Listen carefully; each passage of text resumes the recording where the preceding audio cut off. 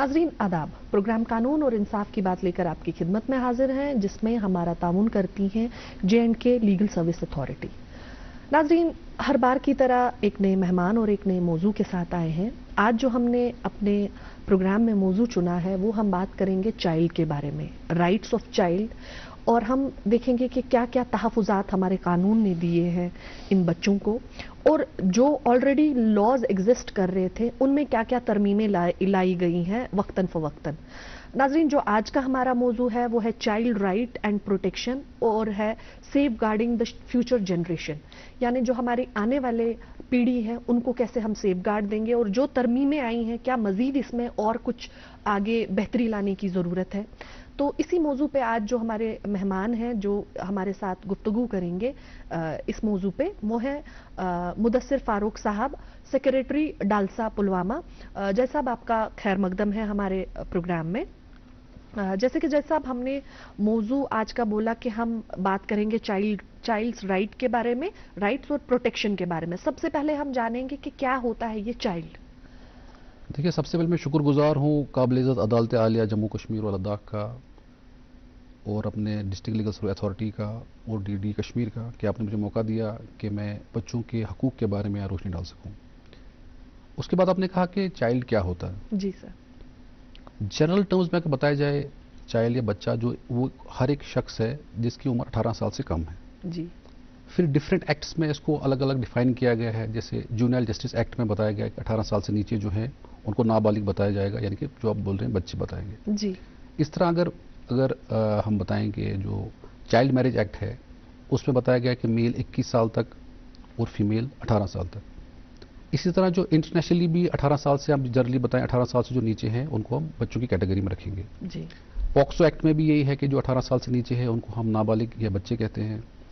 और अगर हम जो लेबर लॉज है, जो प्रोटेक्शन ऑफ लेबर एक्ट है, उसमें जो है इनकी 14 साल से नीचे जो है बच्चे के कैटेगरी में आते हैं। जी। जैसे कि हमारा जो बच्चों को लेकर वक्तन फ़वक्तन कानून बनते हैं, हमारी जो कुछ लेजिस्लेशन है, वेलफेयर लेजिस्लेशन जो बच्चों के लिए बनते हैं, उसी में हम जानेंगे कि क्या चाइल्ड जो राइट्स हैं उनको लेकर क्या फ्रेमवर्क है हमारे इंडिया में।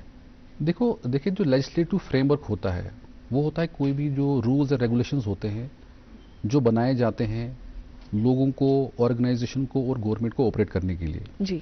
उसमें जो हमारा मेन है कॉन्स्टिट्यूशन है, जी। जिसमें बताया गया जो आर्टिकल 14 जो राइट टू इक्वलिटी है। जी। इस तरह आर्टिकल 15 है। आर्टिकल 15 में बताया गया है कि गवर्नमेंट जो है, ये जो स्टेट गवर्नमेंट जो है, ये एक स्पेशल प्रोविजंस बनाएगी वुमेन और बच्चों को लेकर, क्योंकि बनाएगी। वल्नरेबल क्लास यही है। क्लास यही है। इस तरह जो आर्टिकल 21 है right to life and liberty, इस पे भी है। आर्टिकल 21 ये बड़ा इंपॉर्टेंट इसमें है, जिसमें बताया गया कि आपको जो फ्री एंड जो कंपलसरी एजुकेशन बच्चों को देनी है, जो 6 से 14 साल के बीच में जो है उनको देनी है, एजुकेशन देनी है। इसी तरह से जो है जो बताया गया कि जो चाइल्ड लेबर नहीं होना चाहिए। आर्टिकल 23 आर्टिकल 24 में बताया गया है कि जो 14 साल से नीचे बच्चे हैं उनको आप फोर्स लेबर नहीं कर सकते। कोई भी ऐसी एम्प्लॉयमेंट जो बहुत हजार्डियस हो उस पर नहीं, उसको वहाँ कैटेगरीज दी गई हैं, कैटेगरी बताई गई। जी। तो मैं बता रहा हूँ कि कॉन्स्टिट्यूशन में ऐसे काफ़ी आर्टिकल्स हैं जो बच्चों के हुकूक को बयान करते हैं। जी। उसी कॉन्स्टिट्यूशन से बाद में बहुत से एक्ट्स बनाए गए, जैसे जुवेनाइल जस्टिस एक्ट है, पॉक्सो एक्ट है, जो चाइल्ड मैरिज एक्ट है, जो चाइल्ड लेबर एक्ट है। तो बहुत से एक्ट्स बताए गए। इसी तरह से कुछ फंडामेंटल राइट्स भी बच्चों के हैं, जैसे कि जो जब बच्चा पैदा होता है तो उसको राइट ऑफ सर्वाइवल है कि उसको अच्छे माहौल में न्यूट्रिशन अच्छा मिले, उसको हेल्थ केयर अच्छी मिले, अच्छा एनवायरनमेंट उसका हो, उसके बाद अच्छी एजुकेशन उसको मिले, ये भी उसका फंडामेंटल राइट है। उसके बाद उसकी जो वॉइस, उसके जो आइडियाज सुने जाएं, उसको एक अच्छे माहौल में कोई एक भेदभाव ना हो, कोई डिस्क्रिमिनेशन ना हो, एक अच्छा प्लेटफॉर्म दिया जाए, डिस्क्रिमिनेशन ना हो, कोई discrimination on the base of caste, creed, religion, gender पे कोई भेदभाव ना हो, उसके किया जाए, तो अच्छे माहौल में उसका ये उसका राइट बनता है। ये सारे फंडामेंटल राइट्स में आते हैं, और जो कॉन्स्टिट्यूशन इसको देती है being a citizen of India. इस तरह से उसका जो बर्थ है वो रजिस्टर होना चाहिए, उसकी एक आइडेंटिटी है, उसका नेम है, उसकी नेशनलिटी है, ये भी उसको एक कॉन्स्टिट्यूशन देती है। अच्छा उसको हेल्थ केयर मिलना चाहिए, कोई किस्म की उसको एक्सप्लॉयटेशन, एब्यूज़ नहीं होना चाहिए उसको, तो ये सारे जो राइट्स हैं ये डिफरेंट प्रोविजंस में हमारे जो इंडियन कॉन्स्टिट्यूशन में ये बताए गए हैं। जी सर, अगर इन राइट्स में कहीं भी हक तलफी होती है तो फिर एक बच्चा जो है या उसके पेरेंट्स जो है वो कानून का दरवाजा खटखटा सकते हैं। हाँ, डिफरेंट एक्ट्स में आप जा सकते हैं। अगर किसी का भी फंडामेंटल राइट वायलेट होता है तो डायरेक्ट सुप्रीम कोर्ट भी जा सकता है, हाई कोर्ट भी जा सकता है। तो डिफरेंट डिफरेंट प्लेटफॉर्म्स हैं। इसी तरह से अगर उसके अगेंस्ट कोई क्राइम होता है तो उसके लिए भी डिफरेंट कोर्ट्स हमारे पास हैं, अलग अलग फोरम हैं और बच्चों के लिए अलग अलग कोर्ट्स बनाए गए, जैसे जूनियर जस्टिस कोर्ट अलग है, पॉक्सो कोर्ट अलग है। तो इसी तरह से उनको अगर उनको कहीं रखना है उसके लिए भी हमारे पास जो शेल्टर होम्स अलग हैं, चिल्ड्रन होम्स हैं।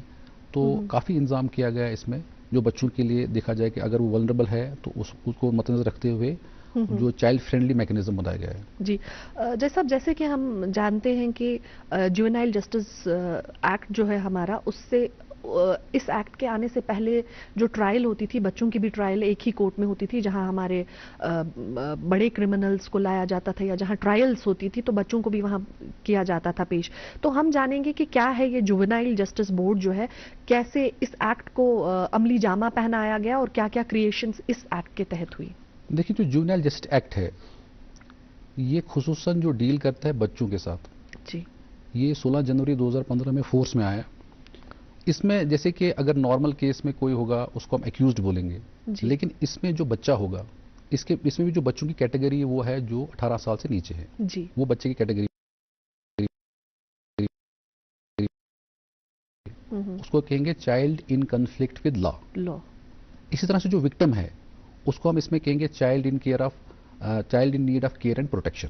जी, तो ये डिफरेंस है उसमें, जैसे एक्यूज्ड और विक्टिम कहते हैं, पहला तो ये डिफरेंस है। जी, उसके बाद जो इनका केस होगा नॉर्मल कोर्ट में नहीं होगा, जैसे कि हमारे जो सारे केस एक ऑर्डिनरी कोर्ट में होते हैं, वैसे नहीं, इनका अलग एक होगा कोर्ट जिसको हम जस्टिस जुवेनाइल बोर्ड कहेंगे। जी, उसमें एक जज साहब होंगे, उसके जो चेयरपर्सन होंगे और 2 मेंबर होंगे जो सोशल वेलफेयर से होंगे।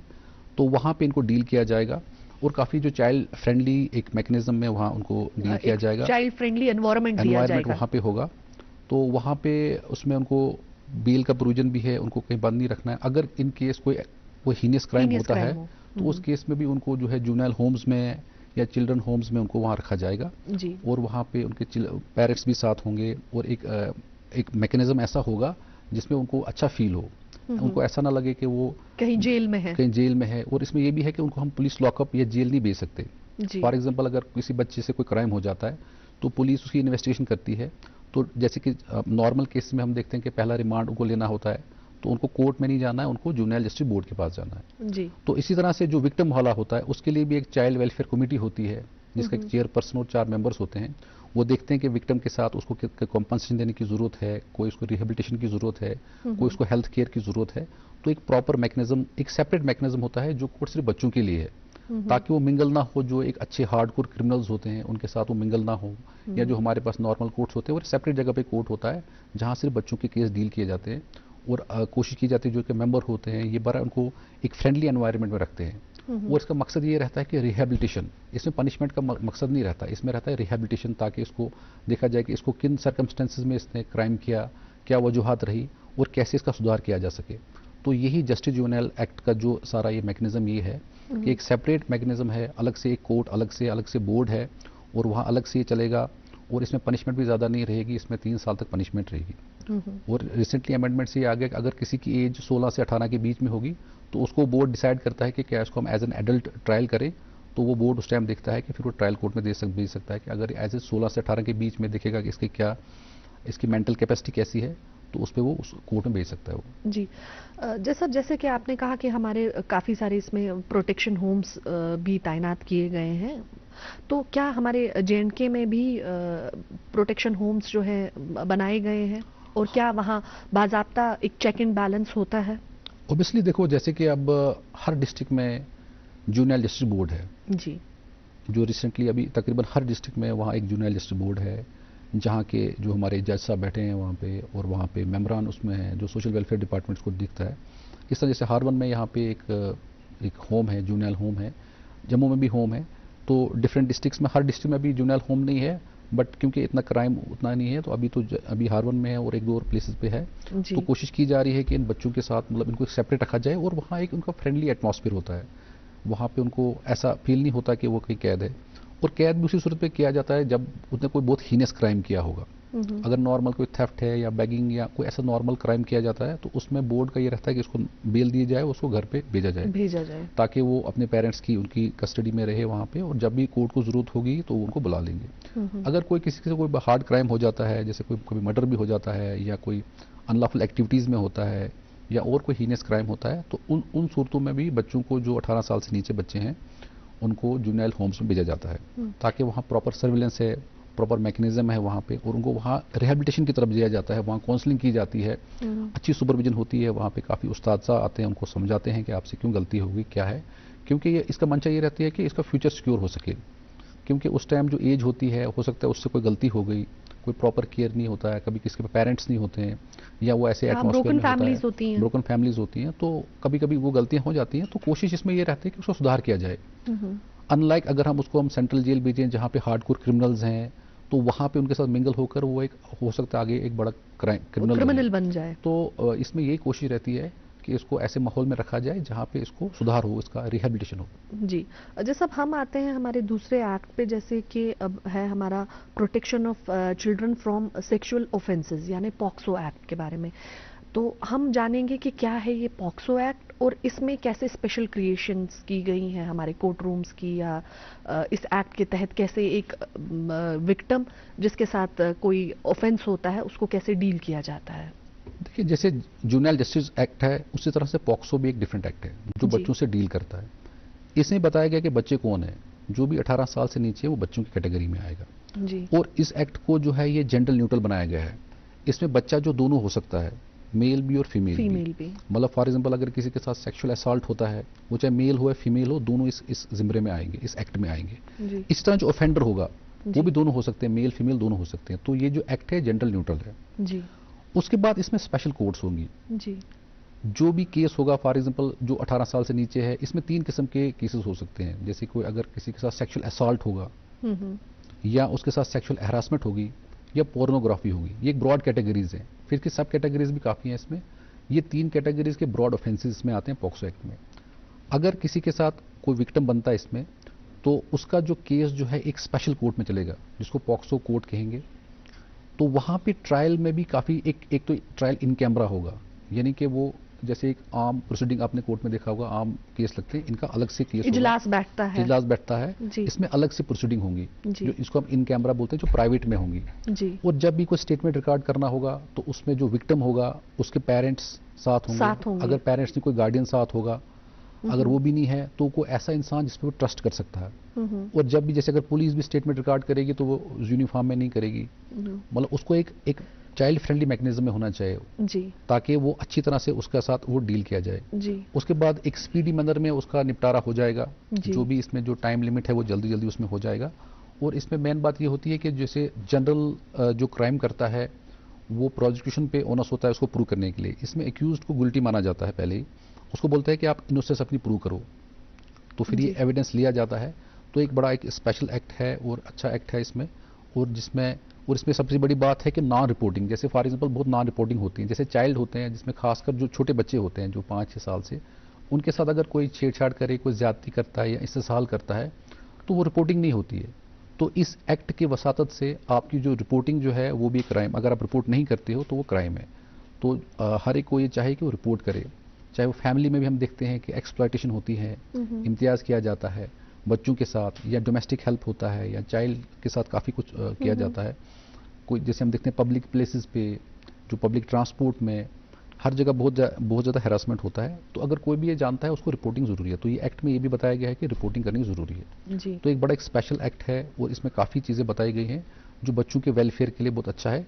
और एक ऐसा माहौल बनाया गया है जिसमें बच्चों को ऐसा कोई सिक्योर फील हो और अच्छे वहाँ पे अच्छे ढंग से उनका जो है स्पीडी ट्रायल हो जी। यानी एक बच्चे को एक वो ट्रॉमा ना रह जाए कि जैसे काफ़ी सारा हम देखते हैं कोर्ट्स में बच्चों को पहले लाया जाता था और फिर उनका बयान होता था वहाँ पूरे इजलास में, तो फिर सब लोग घूर के देखना वगैरह, तो वो सारी चीज़ें जो हैं उन सारी चीज़ों में तरमीम लाई गई है, एक स्पेशल क्रिएशन की गई है इस एक्ट के तहत। ऐसे ही हम बात करेंगे जैसा अब हमारा जो चाइल्ड लेबर एक्ट है, प्रोहिबिशन एंड रेगुलेशन, उसके बारे में कि इस एक्ट को लेकर मजीद क्या क्या तरमीमें लाई गई हैं और क्या है ये एक्ट, और हमारा जो डालसा है, डालसा का क्या रोल है इस एक्ट में, मतलब बाकी जो गवर्नमेंट के डिपार्टमेंट्स हैं उनके साथ शाना बशाना चल के इस एक्ट के तहत काम करने का। जैसे कि मैंने आपको कहा कि जो article 23 and article 24 Indian constitution के कहते हैं कि भाई आप फोर्स लेबर नहीं करा सकते बच्चों से, जी। और इसी तरह से जो हैजार्डियस कोई ऑक्यूपेशन होता है, हैजार्डियस जॉब्स है, वो बच्चों से नहीं करा सकते। तो उसी की लाइट में ये एक्ट बना, जी। जो prohibition of child labour act है। तो इसमें बच्चों की डेफिनेशन जो बताई गई है 14 years, who has not completed 14 years, वो बच्चा इसमें है। तो 14 ईयर से जो नीचे है उसका तो काम करना वो प्रोहिबिटेड है, वो तो एक ऑफेंस है, वो क्राइम है, उसकी सजा दे सकते हैं। फिर जो 14 से 18 है उनको भी जो काम करना है वो उस पर बताया गया है कि कौन कौन सी जगह पे काम कर सकते हैं जी। और एक्ट में बताया गया है कि हैजार्डियस जो ऑक्यूपेशन क्या है, हैजार्डियस एम्प्लॉयमेंट क्या है। जैसे कि अब अगर रेलवेज का कोई काम करना है, कोई पोर्ट्स का काम करना है, माइंस का काम करना है, ऑयल फील्ड्स का काम करना है, जो भी बहुत भारी काम है वो उनसे नहीं कराए जा सकते। या कोई ऐसा काम है जिससे उनको उनकी नशोनुमा में कमी हो, वो आप नहीं करा सकते। और वर्किंग आवर्स क्या रहेंगे, उससे 3 घंटे तक वो काम कर सकते हैं, उसके बाद उनको रेस्ट चाहिए। इस तरह जो रात के 7 से सुबह के 8 बजे तक वो काम नहीं करेंगे। तो काफ़ी कंडीशन बताई गई हैं, ओवर टाइम वो नहीं करेंगे।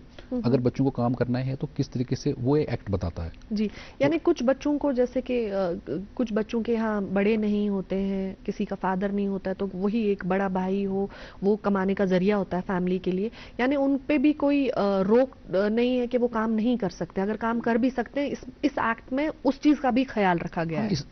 इस एक्ट में बताया गया है कि आपकी वर्किंग कंडीशंस क्या होंगी। जी। जैसे कि हम जानते हैं कि गुर्बत भी होती है, कभी कभी काम भी करना पड़ता है।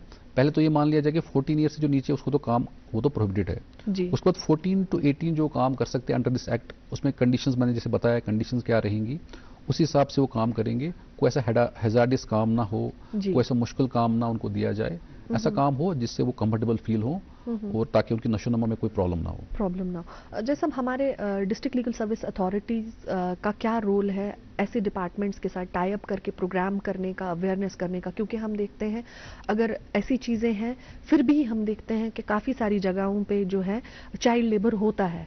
इस एक्ट का ये नहीं है कि पूरा अगर देखा जाए कि अमली जामा इस एक्ट को पहनाया गया है, क्योंकि हम खुद अगर देखा जाए हम भी देखते हैं कि काफ़ी सारे इंस्टीट्यूशंस में छोटे बच्चे काम कर रहे होते हैं। क्या एक चेक एंड बैलेंस है, या अगर कहीं कोई बच्चा मजबूरी से कर रहा है ये काम तो अगर मतलब अपने घर को चलाने के लिए कर रहा है तो वो ठीक है, लेकिन अगर उस बच्चे से ज़बरदस्ती वो काम कराया जाता है, जैसे कि कभी कभी ऑर्फन बच्चे होते हैं, वो अपने अंकल्स वगैरह इनके पास रहते हैं, उनको भी काम करने के लिए भेजा जाता है, क्या एक चेक एंड बैलेंस है इस सारे सिस्टम में? देखिए, जैसे जो डिस्ट्रिक्ट लीगल सर्विस अथॉरिटी है वो हर डिस्ट्रिक्ट में और स्टेट लेवल पे भी, सेंट्रल लेवल पे भी, उस एक्ट के मुताबिक जो सेक्शन 12 जो है उसमें बेनिफिशियरी बच्चा भी है जी। तो इस तरह डिस्ट्रिक्ट लीगल सर्विस अथॉरिटी जो है बहुत से प्रोग्राम करती है in cooperation, coordination with different departments.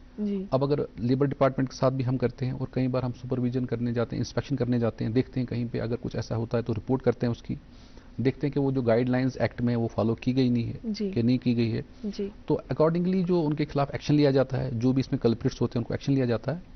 बाकी लोगों से भी ये अपील की जाती है कि वो देखें कि ऐसे एक्सप्लॉइट ना किया जाए, इम्तियाज़ ना किया जाए अपने बच्चों में और दूसरे के बच्चों में जी। क्योंकि हम देखते हैं कि कोई ऐसे गुर्बत का मारा होता है या जो जिसके पेरेंट्स नहीं होते हैं या एबंडेंट होता है या उसको कोई ऐसी प्रॉब्लम होती है तो उसको काफ़ी एक्सप्लॉइट किया जाता है जी। तो उनको हम अपील करते हैं कि उनको ऐसा काम ना किया जाए, और अगर वो देखते हैं कि कहीं जगह कोई एक्सप्लॉइट हो रहा है बच्चा तो प्रॉपर फॉर्म में रिपोर्ट करे, जिसमें जैसे DLSA हमारे पास है, पुलिस एजेंसीज हैं, बाकी लेबर डिपार्टमेंट है, तो वहाँ पे आना चाहिए, लोगों को अपना रोल अदा करना चाहिए, एज अ गुड सिटीजन को आना चाहिए ताकि इन बच्चों को बचाया जा सके जी।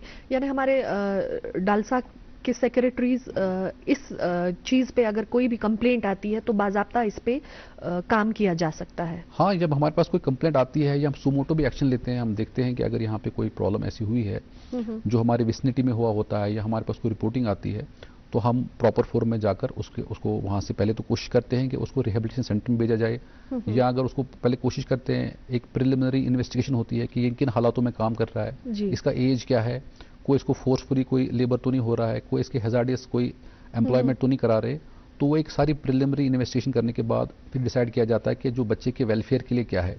अगर या तो उसके पेरेंट्स से उनसे भी मुलाकात की जाती है, फिर देखते हैं कि इसकी एज ग्रुप क्या है, क्या ये काम करने के काबिल है, कोई इसको ऐसे मुश्किल काम तो नहीं कर रहे हैं। अगर उनके पेरेंट्स भी नहीं होंगे तो उनको हम जुवेनाइल होम्स में भेज देते हैं वहाँ पे। जी जी, जैसे कि देखा जाता है हमारे ये जो चाइल्ड लेबर्स, ये जो बेगिंग करते हैं बच्चे, वो भी इसी का एक हिस्सा ही समझेंगे हम, जिन पे सिग्नल्स पे भीख मंगवाई जाती है, क्योंकि आए दिन हम देखते हैं कि डिस्ट्रिक्ट लीगल सर्विस अथॉरिटी उसमें भी बहुत ज़्यादा काम कर रही है। उसमें भी हम काफ़ी काम करते हैं, उनमें हम कोशिश करते हैं उनसे बच्चों से उनको उनसे बात करें, उनकी क्या वजूहत हैं, क्यों वो बेगिंग पे मौजूद आए, क्योंकि बेगिंग तो यहाँ बैन है।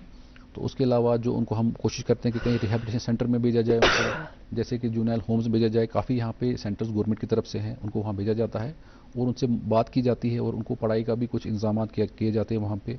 और अगर कोई उनको हेल्प या कोई कंपनसेशन स्कीम में वो आते हैं या कोई मॉनेटरी हेल्प उनको ज़रूरत होती है, वहाँ भी उनको भेजते हैं। तो डीएलएसए पूरी कोशिश करती है कि इन बच्चों के वेलफेयर के लिए जो भी कर सके वो करती है, इन कोऑर्डिनेशन में डिफरेंट डिपार्टमेंट्स। जी, जैसा अब अक्सर देखा गया है, जैसे कि हमारे जो कुछ बच्चे बैगिंग में इन्वॉल्व होते हैं वो स्टेट से बाहर के बच्चे होते हैं, तो वैसी सूरत में क्या किया जाता है? अगर यहाँ पे किसी और स्टेट के बच्चे को बैगिंग करते हुए पाया जाता है, तो क्या फिर उनके घर वालों से राब्ता पूरी तरह करके, या जहाँ से बच्चा इन्फॉर्मेशन दे अपने घर वालों के रिगार्डिंग, वैसा कुछ काम किया जाता है? जैसा कि आप जानते हैं, जो district legal service authority through out India operate करता है, जी, तो हम कोशिश करते हैं बच्चे से मिलकर उनके जो जहाँ से वो आए होते हैं वहाँ से कांटेक्ट करते हैं। फिर जो हमारे जो सेक्रेटरीज वहाँ पे होते हैं उनसे हम रब्ता करते हैं, तो कोशिश की जाती है कि उसको अपने घर तक पहुँचाया जा सके। या तो अगर वो फैमिली के साथ ही यहाँ पे होता है, या तो फिर देखा जाता है कि वो फैक्ट एंड सर्कमस्टांसिस केस के क्या है, तो उसी हिसाब से जो हम एक डिसीजन लेते हैं जो भी वेलफेयर बच्चे के वेलफेयर के लिए होता है। जी, जैसे अब हम बात करते हैं अब the prohibition of child marriage act, हम बात करते हैं कि चाइल्ड मैरिज एक्ट में क्या क्या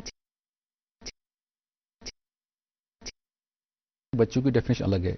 इस तरह जो चाइल्ड मैरिज एक्ट है, इसमें जो बच्चे की डेफिनेशन है, इसमें मेल के लिए 21 ईयर्स है और फीमेल के लिए 18 ईयर्स है। यानी कि सादा लफ्ज़ों में ये कहूँ कि 21 साल से नीचे जो मेल है और 18 साल से नीचे इनकी शादी जो है वो एक क्राइम है, वो इस एक्ट में प्रोहिबिट किया गया है।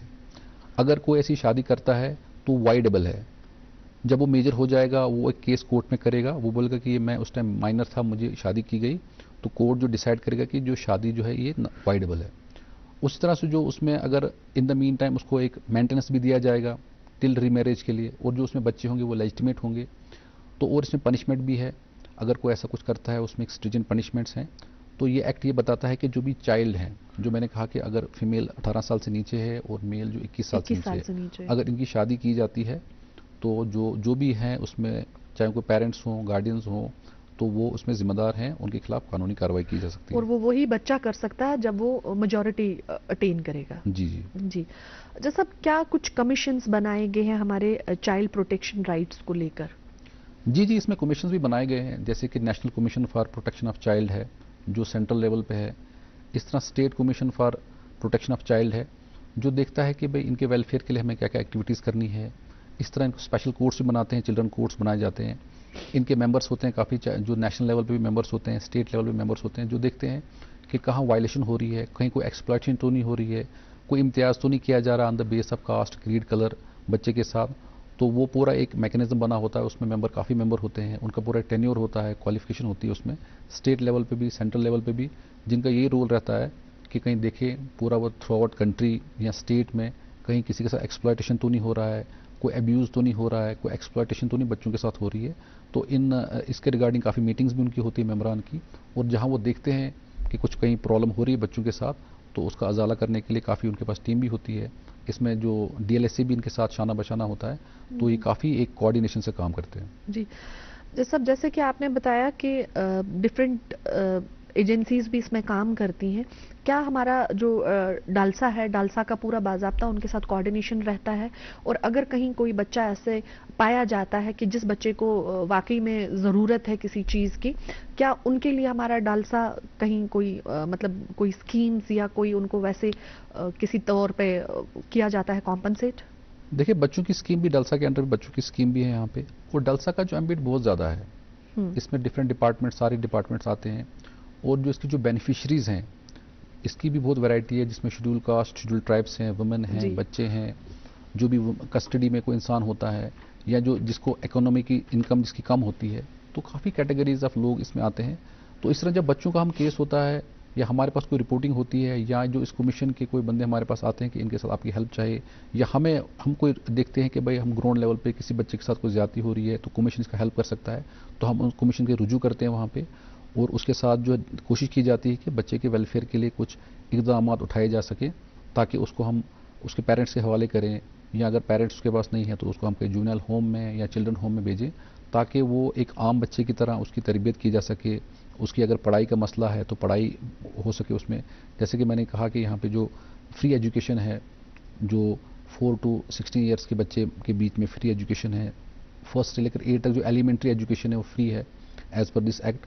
तो कोशिश की जाती है कि उसको एजुकेशन दी जाए ताकि वो कल एक नॉर्मल बच्चे की तरह ग्रो कर सके और कल एक अच्छा शहरी बन सके। जी जैसे कि आपने कहा कि राइट टू एजुकेशन जो है पहला हक है बच्चे का, क्या इसमें हमारा डालसा जो है, डालसा का एक रोल है कि जो डिफरेंट स्कूल्स हैं, स्कूल्स के जाकर इंस्पेक्शंस करना, उनको देखना, क्योंकि अक्सर हम देखते हैं कि जैसे मिड डे मील स्कीम्स, ऐसी कुछ स्कीम्स जो बच्चों को अट्रैक्ट करती हैं, माँ बाप को अट्रैक्ट करती हैं कि उनके बच्चों को वो भेजे। काफ़ी सारी जगहों पे ऐसा है, हम देखते हैं, अगर ओवरऑल देखें बहुत गुर्बत से भी बच्चों को पालते हैं। तो ये जो स्कीम्स है, ये अट्रैक्शन है कि एक बच्चा स्कूल आए और उसको वहाँ फीड किया जाए, उसको खाना मिले। तो क्या इन सारी चीज़ों को कहीं चेक किया जाता है? क्योंकि हम देखते हैं कि जो हमारे फार फ्लंग एरियाज हैं, फार फ्लंग एरियाज में अगर यहाँ हम बाज़ाब्ता चेक एंड बैलेंस करके चलते हैं, लेकिन जो हमारे कुछ फार फ्लंग एरियाज है, क्या वहाँ डालसा का कैसा रोल रहता है इन सारी चीज़ों को चेक करने में? देखिए, जो डलसा है वो डिफरेंट प्रोग्राम्स करता है एज पर कैलेंडर। जो हमारा कैलेंडर बताया जाता है सलसा की जानिब से, नलसा की जानिब से, पीरियडिकली हम प्रोग्राम करते रहते हैं, और मोस्टली हमारे प्रोग्राम स्कूल्स में, कॉलेजेस में होते रहते हैं। तो हम कोशिश करते हैं वहाँ देखा जाए, खासकर गवर्नमेंट स्कूलों में, वहाँ देखा जाता है कि जो ये खासकर जो राइट टू एजुकेशन एक्ट है, क्या ये लेटर एंड स्पिरिट में इंप्लीमेंट किया जा रहा है, क्या जो भी बच्चे 6 से जो 14 साल की उम्र के बीच में हैं उनको फ्री एजुकेशन मिल रही है। और फ्री एजुकेशन का हम लोग अवेयर भी करते हैं लोगों को कि फ्री एजुकेशन का मतलब है कि आपको कोई फीस, जैसे नॉर्मल कोर्स में फीस जमा करना पड़ता है, तो आपको यहाँ कोई फीस नहीं देना है। उसके अलावा जो यूनिफॉर्म भी आपको फ्री मिलेगी, बुक्स भी आपको फ्री मिलेंगे, मिड डे मील्स हैं। तो हम देखते हैं कि जो एलिमेंट्री एजुकेशन है वो उनको वहाँ पे फराम की जाए वहाँ पे। और अगर कोई ऐसे हम देखते हैं कि इनके साथ कोई वायलेशन हो रहा है तो उसकी हम रिपोर्टिंग करते हैं, और खुद भी हम सुमोटो भी एक्शन लेते हैं वहाँ पे। जो कंसर्न वहाँ पे उस्ताजा होते हैं या जो जोनल लेवल पे या डिस्ट्रिक्ट लेवल पे होते हैं, उनसे बात की जाती है।